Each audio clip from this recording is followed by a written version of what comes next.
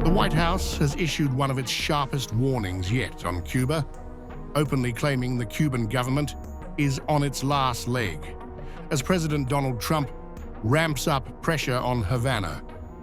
Washington is signaling regime change optics in the Caribbean, reviving Cold War-era standoffs just 90 miles off the US coast. I think the fact that the Cuban government is on its last leg and its country is about to collapse, they should be wise in their statements directed towards the President of the United States. But as I just reiterated, the President is always willing to engage in diplomacy, and I believe that's something that is taking place, in fact, with the Cuban government. Havana is pushing back. Cuban President Miguel Diaz-Canel says Cuba is open to talks with the United States, but only without pressure, without preconditions, and with full respect for sovereignty. Cuba is denying President Trump's claim that talks are already underway, accusing Washington of coercive diplomacy. Cuba is willing to engage in dialogue with the United States, dialogue on any issue that parties wish to discuss. Under what conditions? Without pressure. One cannot engage in dialogue under pressure.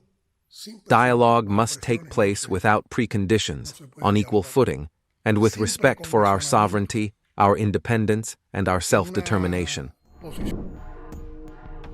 Cuba is also rejecting hostile rhetoric from Washington, insisting it does not see the American people as enemies, and that cooperation is possible despite the political confrontation. Havana is trying to separate U.S. policy from U.S. society as tensions rise. Cuban women and men do not hate the American people. We recognize values of the American people, values of their history, and values of their culture.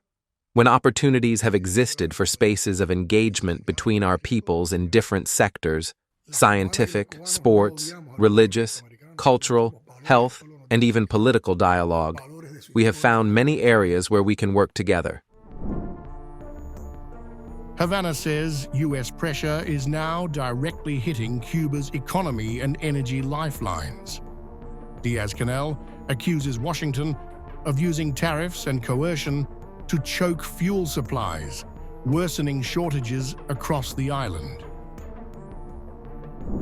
The government of the United States, by using the threat of tariffs to pressure countries that supply oil, has effectively turned that approach into an energy blockade against our country. Russia is condemning Washington's pressure campaign, calling decades of sanctions against Cuba illegitimate and aimed at economic strangulation. Moscow says it will continue cooperation with Havana despite U.S. attempts to isolate the island.